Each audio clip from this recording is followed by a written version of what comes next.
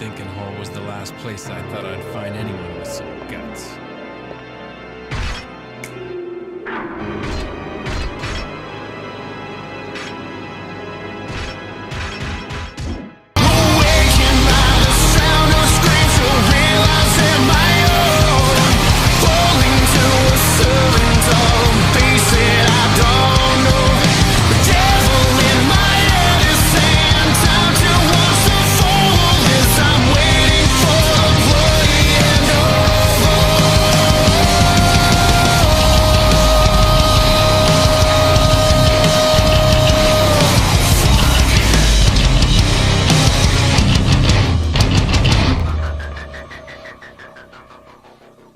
Virgil and his younger brother Dante were born to the human Eve and the demon Sparta. Growing up, the family would enjoy a happy life until around the time the twins would turn 8, when Eva would give each of them a half of the perfect amulet, and Sparta would give each of the twins a blade, the rebellion for Dante, and the Amato for Virgil. It was around this time when demons would attack, killing Sparta. The family would barely have time to grieve before more demons would attack, this time while Virgil was separated from his family, and would corner him, forcing the boy to embrace his demonic heritage for the first time. He would then return to the remnants of his home to find that his mom had been killed and would assume that Dante had suffered the same fate. Over the next decade, Virgil would grow to become obsessed with gaining more power, further embracing his demonic bloodline while resenting his human side. By the age of 18, Virgil had traveled the world, gaining a great deal of power, and would eventually meet a man named Arkham, who would offer to help Virgil and would tell him about the Tema Negru, and that by raising it, he could gain the sealed power of his father. So, for the next year, Virgil and Arkham would work together in order to make this goal a reality. And it would be during this time that Virgil would discover that Dante was alive and still in possession of his half of the perfect amulet. Soon, all the preparations would be taken care of, and Arkham would lure Dante in, with Virgil waiting for him at the top of the Tema Negru,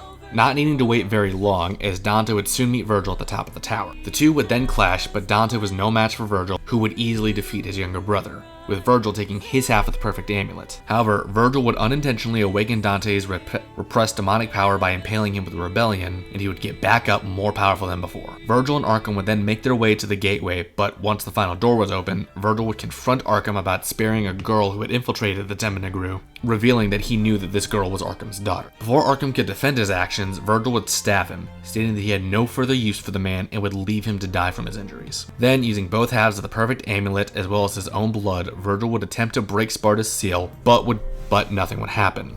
And Dante would appear to once again challenge Virgil, with the two once again fighting. This time, however, they would be evenly matched, and before the fight would reach its end, Arkham's daughter, Mary, would interfere, unknowingly falling right into her father's trap, and he would spill her blood in order to complete the ritual. Virgil would temporarily be knocked out, but after recovering, he would immediately make his way back up to the tower and into the demon world, and would aid Dante in defeating Arkham, who had taken Sparta's power for himself. This truce, however, would be short-lived, as immediately after, Dante and Virgil would fight one last time, and this time, Virgil would be the one to be defeated, and would retreat farther into the demon realm, while urging Dante to return to the human world. Still suffering from his injuries, Virgil would then be confronted by Mundus, the Demon King, and would engage him in combat. And while Virgil would actually prove to be a challenge for the Demon King, he would ultimately be defeated once again, and Mundus, after killing him, would revive Virgil, transforming him into a servant, dubbing him Nelo Angelo. Virgil would then be forced to serve Mundus for the next decade, enduring torture as well as the humiliation of being forced to serve under the person responsible for his mother's death, until, after about a decade, he would once again face Dante in battle after Mundus's other servant, a demon taking the form of their mother named Trish,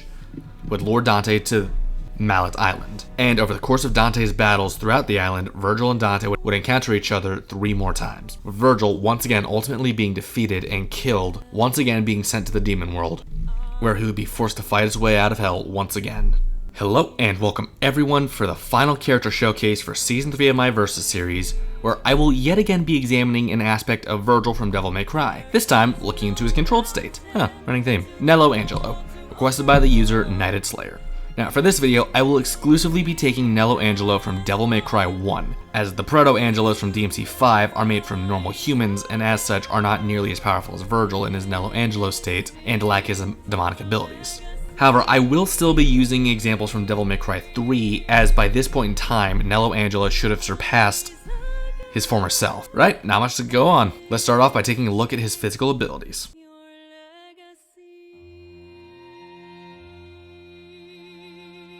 During the events of Devil May Cry 1, Nelo Angelo was a roughly 29-year-old half-demon, standing at roughly a foot over Dante, who stands at 6 foot 3 inches or 1.9 meters tall, placing Nelo Angelo at roughly 7 foot 3 inches or 2.2 meters tall, with what appears to be a muscular build. Due to his demonic biology, Nelo Angelo had a tremendous amount of strength, speed, endurance, and overall durability. As Virgil's corrupted form, Nelo Angelo should maintain his pre-corrupted stats and power, and in fact should succeed them. As Virgil, he was powerful enough to create shockwaves whenever his blade clashed with Dante's, could send a full-grown man flying with a casual hit, and could effortlessly overpower powerful demons. He was able to evenly clash with Dante, even overpowering a pre-awakened Dante, and a Sparta amped Arkham along with Dante, with this being the same sword that would allow Dante to defeat Mundus, and while Arkham was not as powerful as the Demon King, he is still very powerful, requiring Dante and Virgil to work together in order to defeat him. Despite Dante and Virgil both being powerful enough to defeat Beowulf, who is stated to hit as strong as a supernova, and most impressively was able to challenge an incomplete Mundus after losing to Dante, with it even being stated that had Virgil faced him at full power, he would have been able to defeat the Demon King. Though, to be clear, Mundus was similarly not at full strength at this time. As Nelo Angelo, we unfortunately don't see many examples of showings from this state, but we do explicitly see him go toe-to-toe with and overpower Dante, who at this point is significantly stronger than before, with Dante in his base state defeating the Nightmare Demon, who was so powerful Mundus himself limited the demon out of fear it would destroy the entire human realm, placing DMC1 Dante, and by extension Nelo Angelo, at a bare minimum of universal. And to be clear, I am lowballing in this situation. While his heavy armor and large frame may look slow and bulky, this half-demon still managed to maintain his agility, still being shown to be faster than his younger brother despite this fact. Once again, starting with the feats as Virgil, he managed to cut a bullet apart several times before it reached the hilt of his sword, and can attack faster than the eye can see, or even kills opponents before they realize anything had happened. He can individually deflect the strikes of multiple high-ranking demons before any of them could react, and was shown to be faster than DMC3 Dante, who could react to a laser-shooting demon chess piece, safely putting both him and Virgil at faster than light in their earliest forms. And while actually acting as Nelo Angelo, he moved faster than Devil May Cry 1 Dante could react, evading him mid-sword swing and maneuvered around him and then disarming him of his Alistair sword. With this Dante similarly being much faster than his DMC3 counterpart, but at a bare minimum performing similar feats, dodging Griffin's lightning and a laser firing point blank from Nightmare, after being outmaneuvered by Nelo Angelo, who then proceeded to fight Dante, holding his own in 2 encounters after the fact, all of this in a bulky suit of armor that would have no doubt slowed his movements. Durability wise, we'll once again be comparing him to Dante, who should be his equal thanks to their identical biology. Dante in Devil May Cry 3 alone casually walked off being impaled to the point that he looked like a pincushion at the start of the game before unlocking his Devil Trigger, with Virgil himself having a similar feat as an 8-year-old child, surviving being stabbed several times through the chest by multiple demons. Back to comparing him to Dante, in Devil May Cry 3, Dante survived hits from powerful demons, such as Beowulf, who once again is said to hit with the force of a supernova, and Arkham, who was enhanced by the Sparta sword. In Devil May Cry 1, Dante casually walked off being impaled by the Alistair sword, and even survived hits from Nelo Angelo himself, who should be on a similar if not better level than Dante, who had already destroyed the Nightmare Demon that was said to be able to destroy the Demon Realm, but most impressively survived energy attacks from the Demon King Mundus.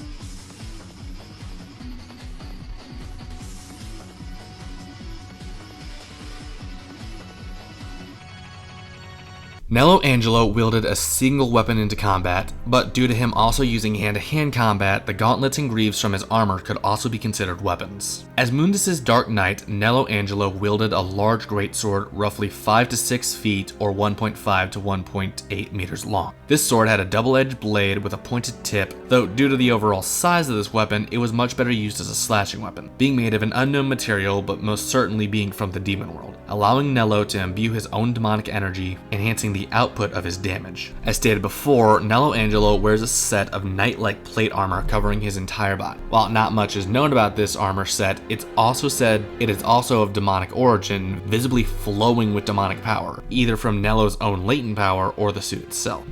In fact, this suit contained so much demonic power that nearly a decade later, pieces of this suit would be used to create the Order of the Sword's entire army of demonic suits created by Agnes. Needless to say, by the standards of the human realm, this suit would be damn near impossible to penetrate except by the most powerful of devil hunters. There's also his use of close quarters combat, effectively turning his greaves and gauntlets into weapons, allowing him to hit harder than he would without them while still protecting himself. He could also summon several spectral blades at once to fire at his opponent, and it has been shown that if needed, he could wield one of these swords just as easily as any other. As a human-demon hybrid, Virgil has the natural ability to utilize his demonic power in several different ways.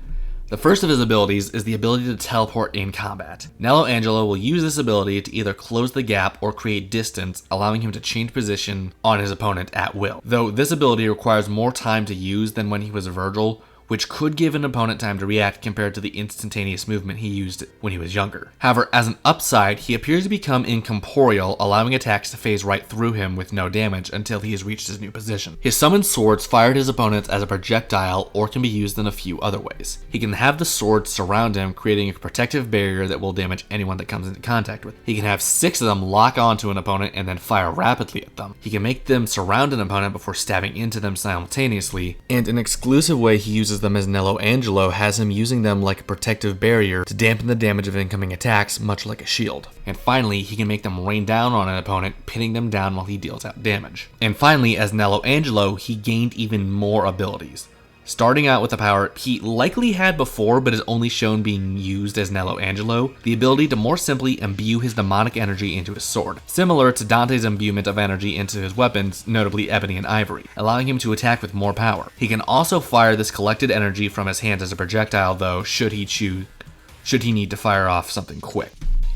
He also gained the power of levitation, allowing him to float into the air for an extended, likely indefinite period of time. However, he does not seem to use this to get an advantage in mobility mid-combat, only using it to set up his summoned swords. It's also worth noting that Nelo Angelo seems to be capable of entering a powered-up state, closely resembling a Devil Trigger transformation shown by lesser demons, such as Devil May Cry 4 Nero, Trish, V-Summons, and several bosses throughout the franchise. While just like the normal Devil Trigger state, just how much stronger this makes him is unknown. Though I would say it's probably on par as a multiplier with Devil May Cry 4 Nero or Trish. And finally, while no major changes appear, he does grow roughly a foot taller in this state and will lose his helmet, implying that the armor may in fact be some kind of limiter, though this is speculation on my part.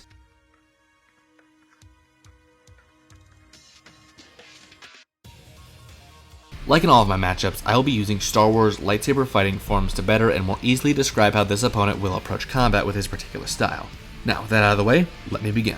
Nelo Angelo, much like his former self and his twin, was a highly skilled swordsman, challenging Dante, arguably even being a superior swordsman, as he was able to defeat Dante in their first encounter. Though even with this being true, he did have a more predictable set of maneuvers that Dante could get used to and would learn to counter, eventually leading to his final defeat. Unlike his former self, Virgil, who preferred a more defensive, elegant approach implementing his demonic abilities, as Nelo Angelo, he used a far more balanced and power-based style, but one that was no less refined, but lacking in a more direct implementation of his powers, instead using them separately either as a fallback or an entirely separate maneuver than one with his blade. Nelo Angelo's primary and only fighting form I see would have been the Form 5 variation Gemso, but unlike Virgil, he would implement this form in its entirety, not just taking its defensive maneuvers to back up his Makashi-based offense. The form matching his more aggressive approach to combat over Virgil's, focusing on power blows to break through an opponent's guard rather than work around, focusing on tight footwork and a solid defense to stonewall opponents before creating openings and counterattacking.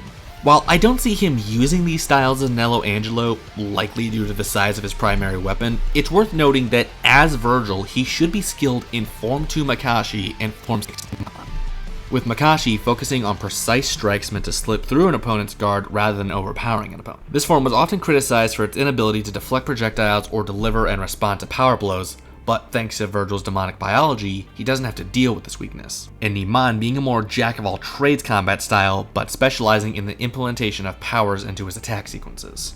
Nelo Angelo was also a skilled hand-to-hand fighter as well, implementing hand-to-hand combat maneuvers in a form that, to me, resembles some kind of kickboxing, though I cannot determine exactly what kind he uses. though I will say his maneuvers closely resemble that of Devil May Cry 3 Virgil when using the Beowulf Devil Arm. Nello Angelo is stated multiple times by Dante to be a man with honor with the most guts out of any demon on Millet Island, going in line with his gameplay where Nello Angelo is a stone wall who you need to work around and can tear you apart once you make the slightest mistake.